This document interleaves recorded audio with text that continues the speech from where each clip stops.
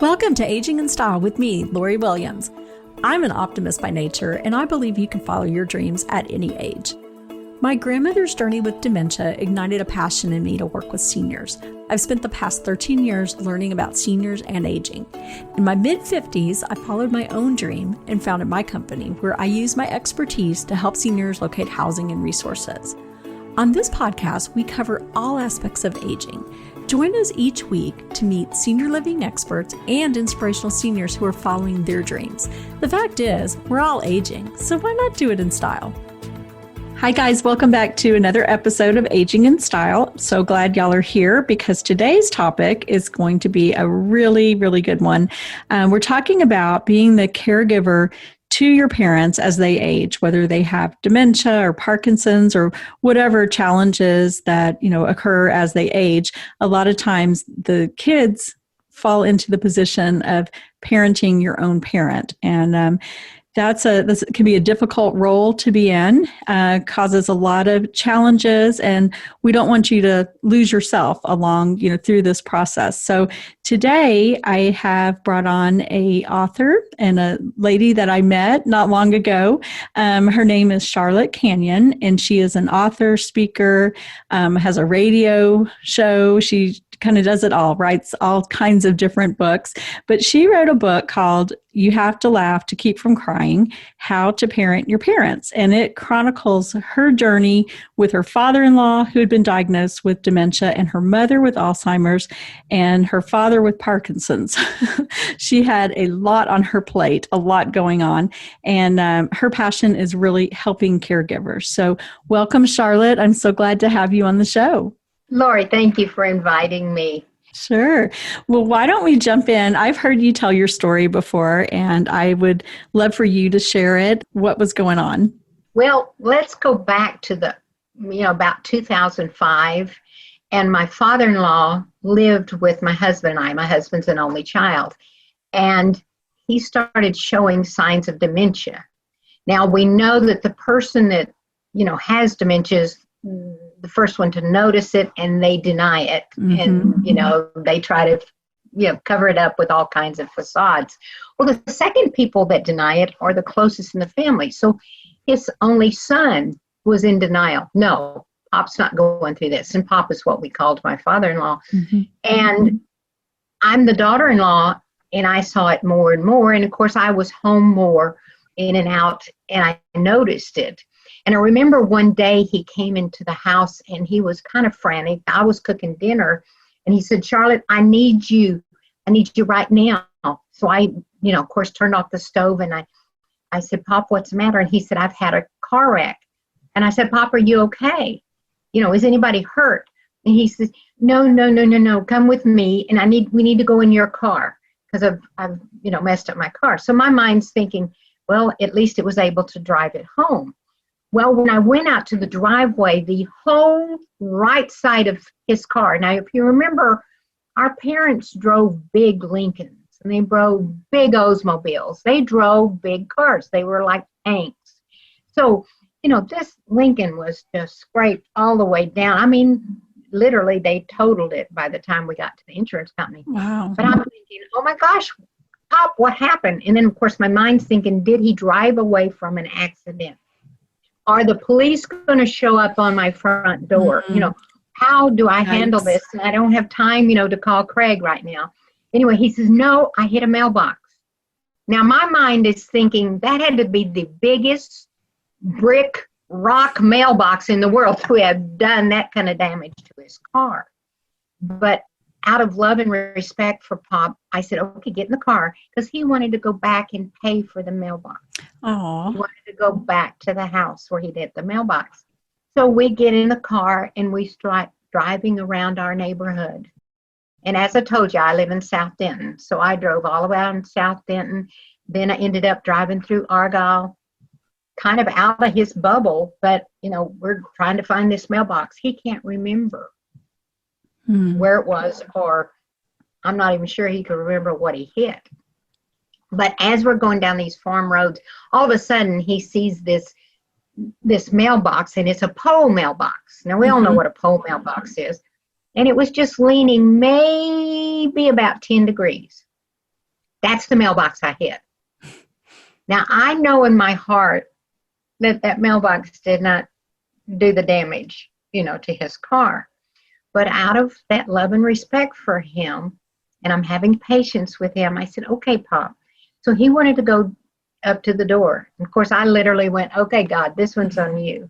You're going to handle this, because, I'm just trying to be here and be support. We drove down the little driveway. Of course, it was on about an acre and a half. And he said, okay, I'm going to handle this. I'm going to get out of the car. You stay in the car.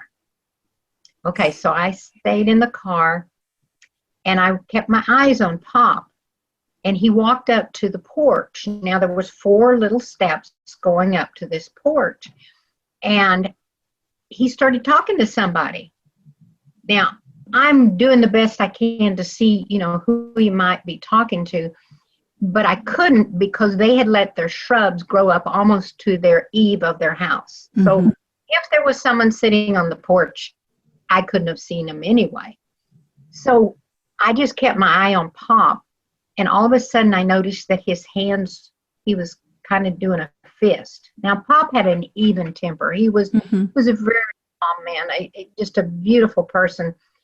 But when he kind of got angry, it was going to the other side. So I thought, okay, time to get out of the car, go take care of things. So I got out of the car, and as I walked up to Pop and grabbed his hand, I could see out of my peripheral what was going on. So I walked him up the 4 steps, and then I walked him over to a park bench that was on that porch. And sitting on that park bench was a scarecrow. It was October. It was Halloween. So Pop was out there driving, and he couldn't distinguish between a scarecrow and a real person. Oh, no. And so, my mind's going 90 to nothing. I don't know what he hit, and I'm thinking we'll get back home and the police will be there. But he still insisted on knocking on the door. Mm-hmm. So I let him, and God took care of everything, because this sweet young, I bet she probably wasn't 27 years old, young lady came to the door, and Pop explained that he'd hit her mailbox and he wanted to pay for it. She said, oh my gosh, I've been wanting a new mailbox. You are not going to pay me for that mailbox. So thank you, God. He took care of that one. But we got back in the car and went home. And like I say, I kept expecting the police to show up either that day or the next day. To this day, we have no idea. No idea what he hit. Or what he hit.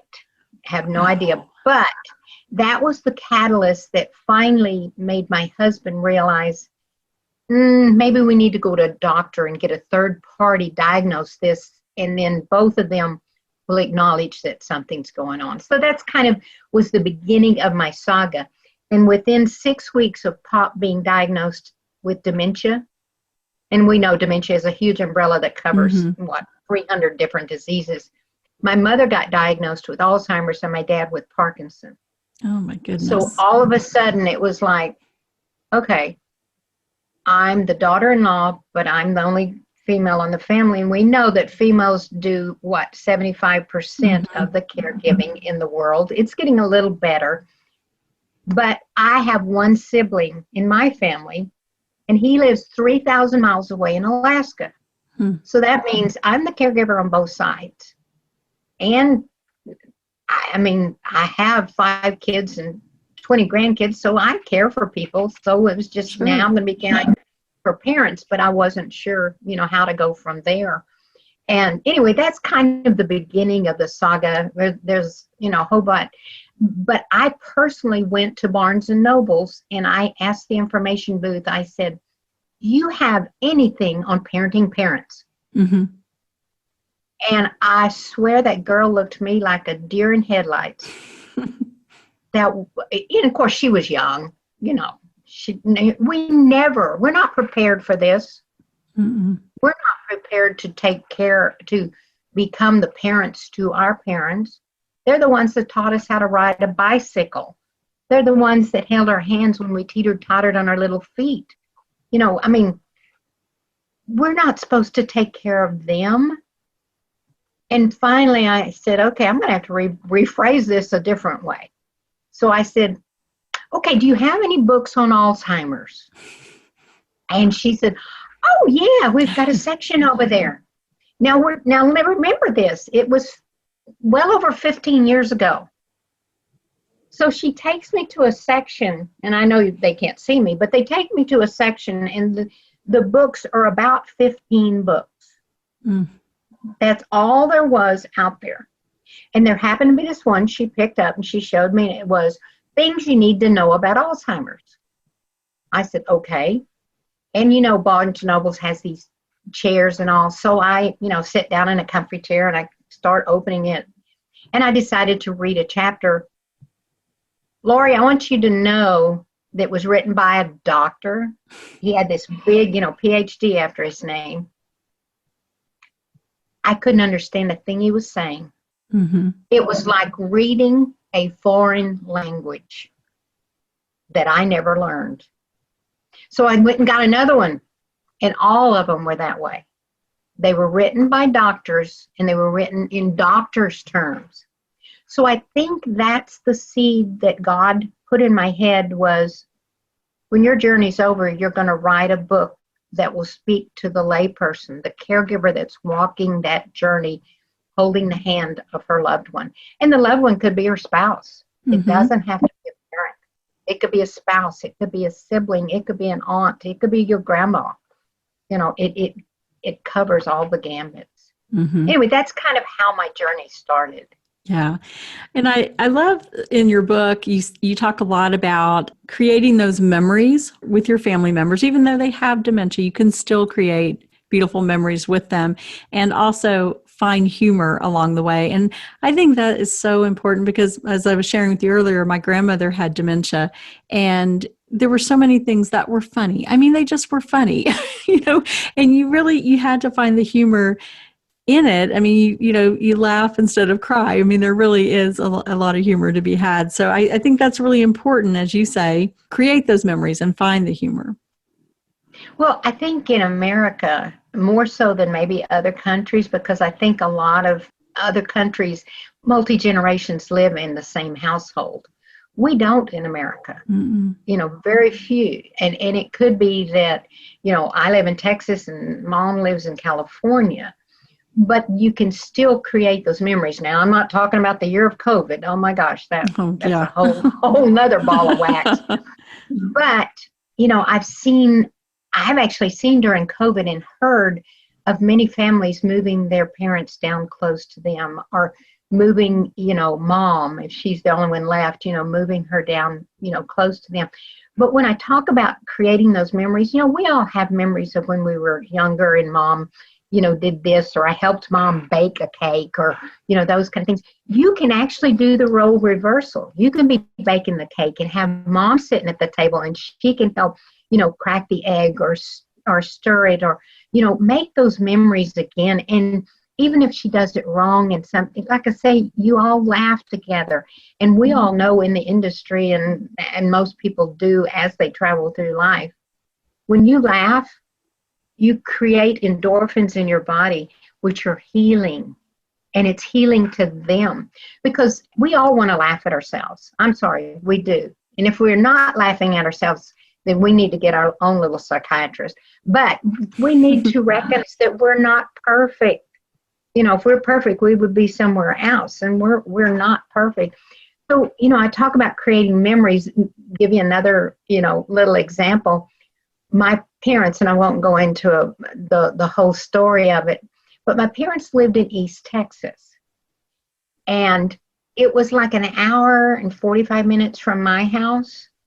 And there was no way I was going to convince my dad to move up close to me. Mm-hmm. Wasn't going to happen. My dad had a wish that they would just both go to sleep and die in their beds. And you know what? In a perfect world, that's what we'd all want to do. Sure. Just go to sleep, pass on. Our loved ones would grieve. They would bury us and go on with life. But you and I both know reality today with doctors, medical, and technology, we're going to all live forever. I keep telling my kids I'm going to live to be 112. I might do it. Who knows? But let me give you a fact I just found out. I don't know if you have any 10-year-olds in your family or, within that realm. Did you know that 50% of 10-year-olds that are living today will live to be over 100? I believe it. I mean, it's kind of a scary, they might be bionic. I already have a bionic leg, so I know how that goes. But it's a little scary, if we don't get a handle on, dementia, Alzheimer's, and Parkinson. Now I'm going to share this because my parents are gone, and God bless them. But my dad was a Marine. And those of y'all that have military in your family understand what I'm getting ready to say. He was a hard man. And to top it off, his mother died when he was 2 years old. So he never had a mother that showed him the kind of love that we know mothers' loves can be. Well, he met my mom, and they got married, and they had me about 16 months later, and I was the apples of his eye. And then my mom had many, many miscarriages, but finally had my little brother, who's 9 years younger than me. But the reason I share that with you, my mom came from a strong Christian family, and she was the oldest of 4 girls. My dad came from not really a broken family, but, he didn't have a mother. He was tossed from aunt to uncle and aunt to uncle. Joined the Marines when he was 15. So, they were like that opposites attract. They had something, but, it was opposite attract. Well, when my mother got Alzheimer's and my dad was diagnosed with Parkinson, he was in denial. Of course, he's the closest loved one, that my mom was sick. Sure. And here's one of those funny memories. To him, she was just Betty Davis. Oh, your mom is just acting like Betty Davis. and I can look back and laugh, because in his eyes, all he saw was the woman he married and he loved. He couldn't see the disease. He wouldn't accept the disease and all the, different antics she would do, and, losing this and laying something in the wrong place, or leaving the stove on, all of those, he couldn't cope with it. So he would just make sure she always had a bundt cake to eat. Because if you know anything about Alzheimer's, they like sweets. They do. So he always made sure she had bundt cakes. But I was blessed because I have an aunt. Her baby sister lived 15 minutes from them. So he was my eyes and ears on my parents for the first 5 or 6 years. And she would let me know when something was going on. And oh my gosh, there's a sundry stories, but you can laugh at all of them. And that's the whole key, is you have to laugh and you have to create those memories. I remember my mom liked, onion rings. So every time we'd go visit, I would take her onion rings. We'd stop at the hamburger joint and get her onion rings. And those are fun things, that you can do with your mom. Give you another example. One thing I did with my mother a lot was, finally she got in such a situation. In fact, we thought she was going to die, and I won't go into all of that, but she had total kidney failure. And they told us that she'll be gone in 24 hours. My mom lived another 7.5 years. But I told you, strong woman, strong will here in this family. But anyway, she taught me how to garden. She lived, in East Texas and had 2.5 acres and, had gardens, and taught me how. So when she ended up close to me, and she had to be in a facility because she had so many complications, I'm going to throw this in. I could have brought her home and taken care of her, but I had already seen many of my friends. It would have been hard. Yeah. It would have been hard, but I could have gotten extra help and all. But she was better off in the facility, first of all, because she was a very social person. She loved having other people around to talk to them. And it doesn't matter when they're out there and they tell each other the same story over and over. No one's going to say, I've heard that before. No, because they have Alzheimer's. They don't know what happened 3 minutes ago, much less the story you told them, the day before. But I used to take in a box, and I found the perfect box. It was a cat litter box. I would fill it with dirt. I would buy those little 4-inch pots, and we would go out and, in the garden area there. They, every home has an area where you can go out. And she would have time of her life planting those flowers or planting those herbs. And that was a memory that I have. Whatever your parents or loved ones' passion are, find an avenue that you can do together again. If they love to do jigsaw puzzles, do jigsaw puzzles. I don't know if you've heard the bubble wrap story, but it's a hoot. Gosh, this one, and it's not my story. I'm just barning. I can't remember the young lady that did it. But her father was bedridden, and he had dementia. Wasn't real bad, but he I think he had a stroke, and then it went into dementia, which sometimes that happens. But he wanted to work. He wanted a job. So she got to thinking, what can I have my dad do? And she had been receiving a lot of packages and had this bubble wrap, and somehow she got the idea that she would have a company hire her dad. Now, this is a company in her head. Hire her dad to pop those bubbles, because in a landfill, they're better if they're popped. He would get a regular check every week for popping those bubbles. As a matter of fact, he asked her to get him some gloves because his fingers were getting sore for popping the bubbles. So he had a purpose. Can you imagine? Yeah, but he had a purpose, and he had value, and he and his daughter were sharing memories. She'd bring him the paycheck, and he'd say, okay, go put this in my account. In other words, just be creative like you would, and I don't want to say, like a child, but just like you would a child. They're valuable. Our parents are very valuable to the day they die. I sometimes wonder, my mother had Alzheimer's 16 years. Oh my goodness. And that's a long time. I mean, usually it's about half of that.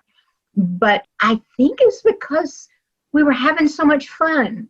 We were doing things, I'd read to her, or she'd read the back of a newspaper, and I'm going, Mom, she lost her glasses years ago.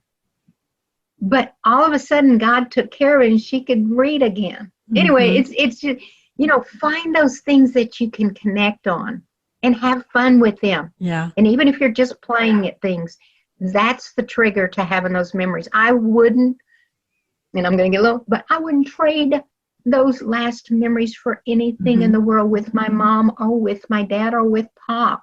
Pop and I would dance around the kitchen. I mean, silly things you might do with kids, but I'm sorry. Yeah. When they go through that, they become children again. I think that's so important, because I feel like, when I talk to a lot of people, if a parent has just been diagnosed with dementia, of course it's scary, it's sad and everything. But I think it's good to look at it in this way, that you can still create these memories, like you're saying, like bake a cake together, but your roles may be reversed. You're more the parent, they're the child. Dance with them, garden, you can still do these things with them, and they do still have value. Everyone has value. And I think that's so important. And I think, like you're saying, is that when someone is home or they're not being stimulated in any way, it doesn't matter that they have some dementia, they're going to decline quicker if they don't have that stimulation, whether it's, with their family or if they're in a memory care community, whatever it may be. And I love that too, like the gentleman with the job, because I find a lot of senior communities, memory cares, they will give them a job. They'll say, oh, Mr. Smith, you were an accountant. Okay, so here's your briefcase. And they truly believe they're sitting down, they're going to work, they've worked, an 8-hour day. And I think that's incredible. I think that's what we need to do. We need to do more of that for our seniors. Yeah. Well, I've discovered during COVID, I was doing it a little bit before, but it just started right before summer before last. But during COVID, I was speaking to a lot of the senior centers, and I'd put on my coveralls and my garden gear, and I'd shoot it out in my garden room because we'd do a Zoom. And I was sharing with them, the little story I told you, but I said, what y'all need to do is build raised bed container gardens for your residents.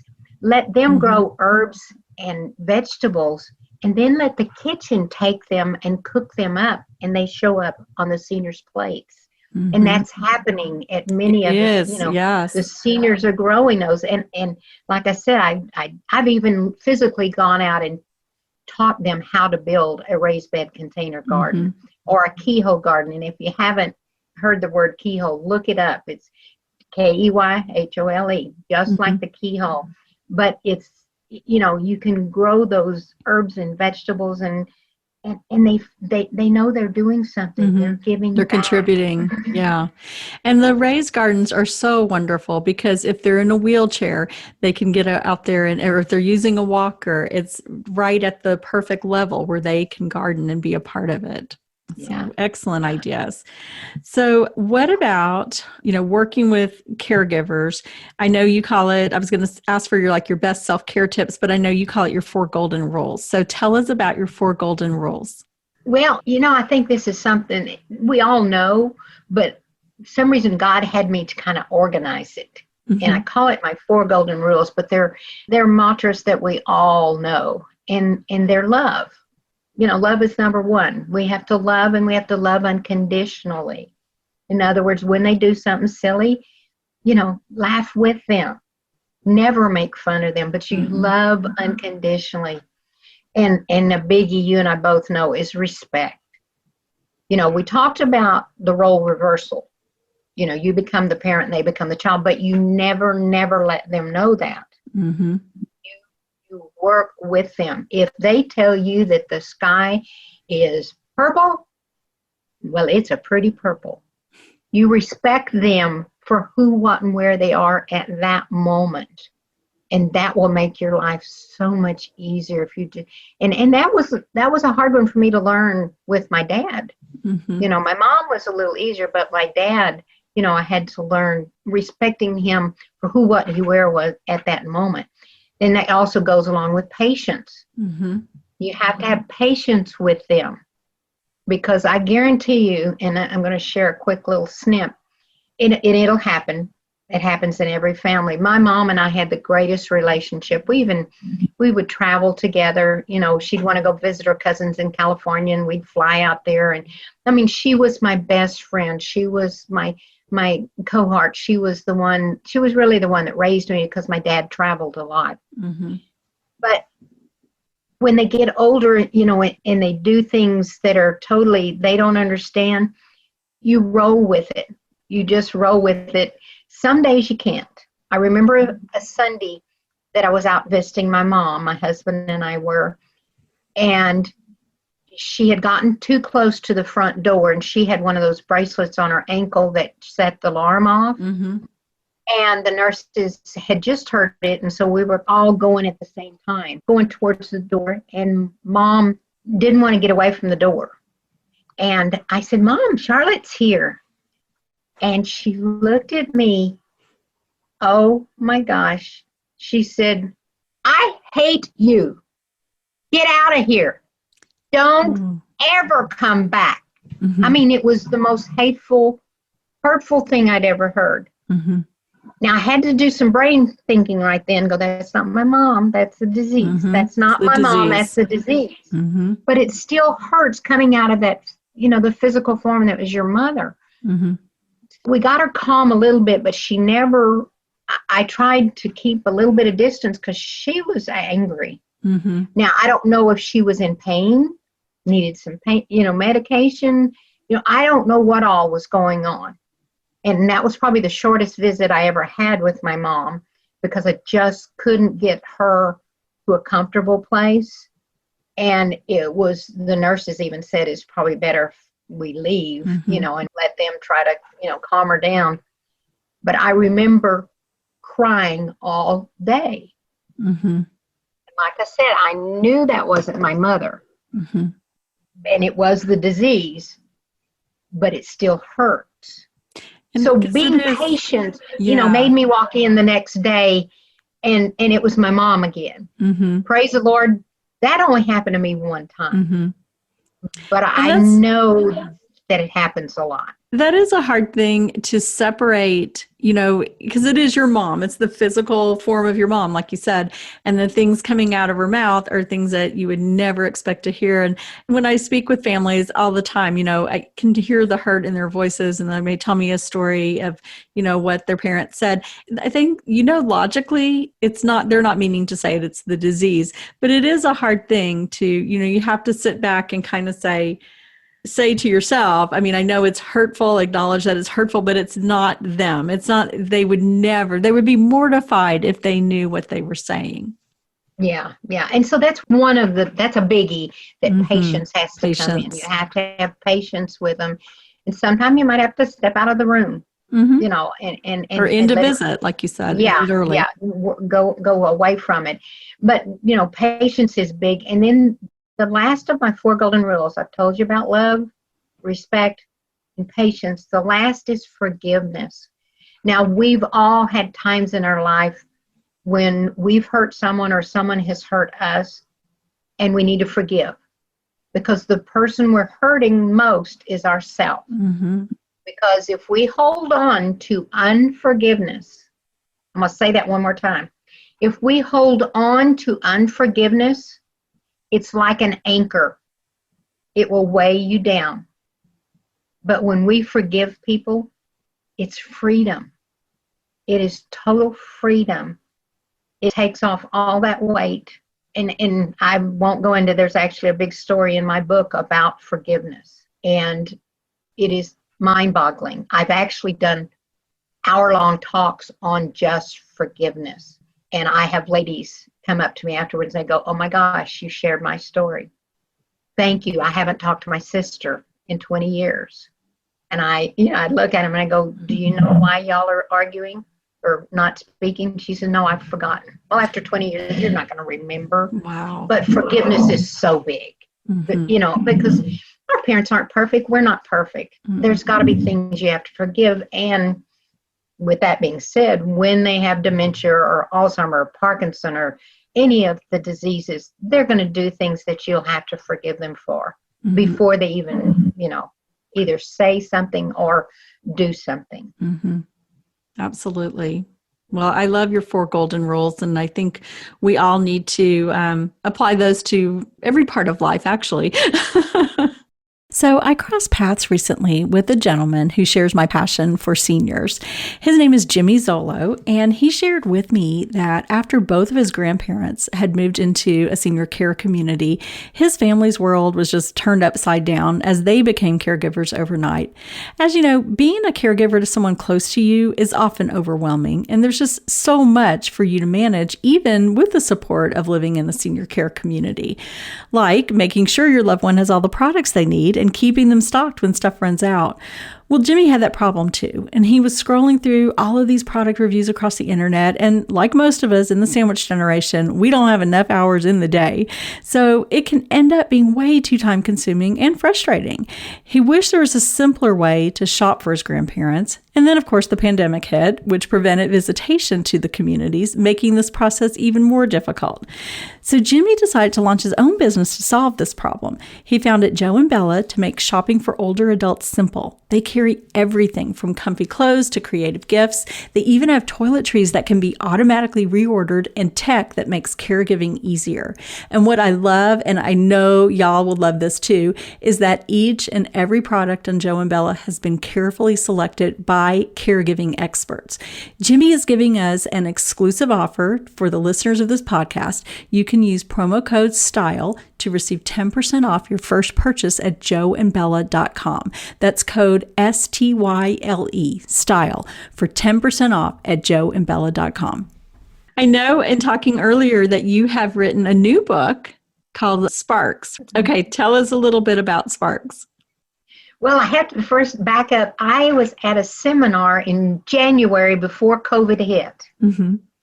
It was an all-day seminar, and it was a lot of masterminders, sharing their ideas. And this one lady came up to me. Her name was Sophie, and she said, "Let's have lunch." So we got to talking, each of us together. Long story short, she said, "How would you like if we collaborated on a book?" Now, she had her PhD, and she had a couple other ladies, and we ended up writing a book. And it's called Sparks, Ignite Your Way to Success. And it launched on Thanksgiving weekend, November 28th. And it helps people, kind of reinvent themselves, know how to stay on top of their game, know how to recognize the imposter inside themselves. They're trying to be something that they're not. So it's a really neat book, and we have actually won 3 Amazon awards on it. Wow. And a couple of others shortly. So if anybody's interested, they can get it on Amazon. Mm-hmm. They can either go look up Sparks, Ignite Your Way to Success, or you can look up Charlotte Canion, and it's under me on Amazon as well. Great. So, We'll put a link in the comments to your book. I think that's wonderful. And I think what good timing for reinventing yourself, because through COVID, I think all of us have had to find a way to sort of reinvent ourselves because our world has been, turned upside down. Turned upside down. Yeah. And I also think for seniors, we talk a lot on the show about age is just a number and redefining yourself at any age. And I think that's really important for women, especially as we get older and maybe kids are grown and, leave the nest. And then, we're in our 60s or 70s. I mean, we can always redefine ourselves and start a new business, start a new hobby. It doesn't matter what your age is. So I think that's an incredible message. Well, you were talking early on about my first book, and I didn't share this, but you have to laugh to keep from crying. I was 70 years old when I wrote that book. Were you? And God literally told me, my mother passed away on January 1st, 2015, and God said, now write your book. Mm-hmm. And I literally looked up to heaven and I said, God, you saw my grades in English in school. You want me to write a book? And he said, oh my gosh, Charlotte, you tell great stories. We got editors. They'll take care of all of that stuff. And this is the other funny thing. Within 6 weeks, I got an email inviting me to a writer's seminar. That was the time I looked up again and I go, okay, God, you do not send emails. I know you don't send emails. But I went to that seminar, and 11 months later, the book was in my hand, and the next year it was voted the best self-help book in the state of Texas. I want you to know, a 70-year-old little granny never dreamed this journey, but I've reinvented my whole life, my whole journey. I'm having the time of my life. I'm able to, well, not during COVID, I'm not able to hug, but I've been able to hug so many people. And, when you go into a home, and I love to hug those little old ladies and those, those gentlemen that want to talk to you and tell you their life stories. We've got 2 ears and 1 mouth. We're supposed to listen twice as much as we speak. So, I love people, and God's given me this journey, and they are calling me the voice of the caregiver. I think it's because a lot of my stories are so similar to everyone else's. We all have this fine, I call it a silver thread, that kind of intertwines through all of our stories. They all have a similar thread that binds us together. And we caregivers are the strength for each other. Because if a caregiver doesn't have a mentor they can talk to or a friend they can talk to, they need to find a group. Because caregivers have got to let it out and feel like, oh my gosh, did that happen to you too? And they realize they're not walking it alone. That's so important to have others, have a support group that others are experiencing what you are. And you're, instead of sitting there alone thinking, this is my life is terrible, this is awful, this is only happening to me. There's so many other people going through the same journey. So that's a good point.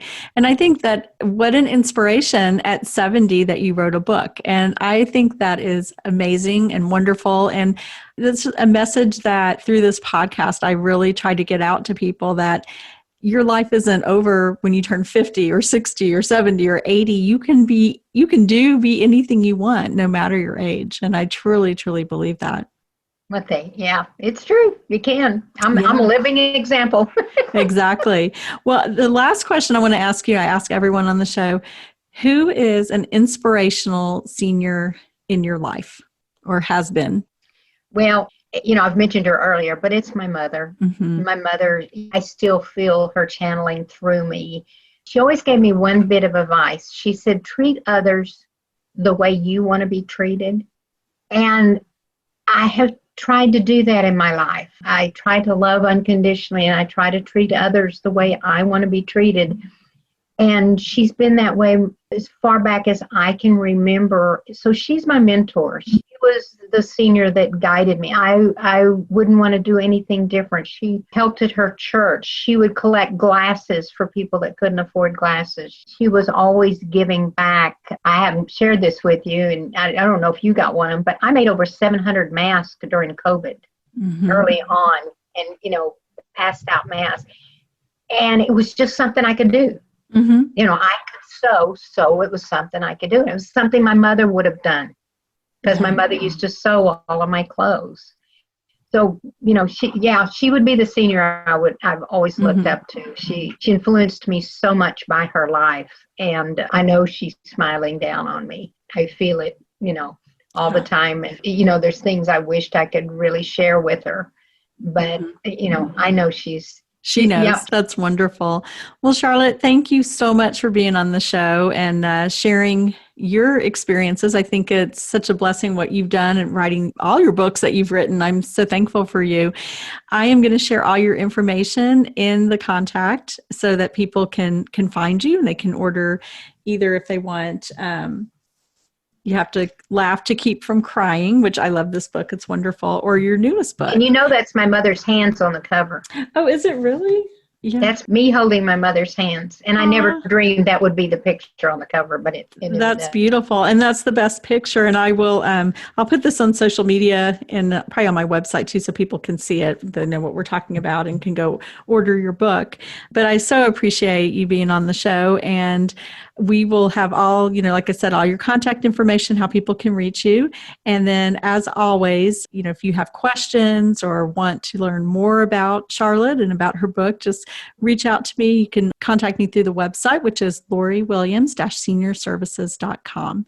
And thank you all for listening. We will talk to you next week. Bye-bye.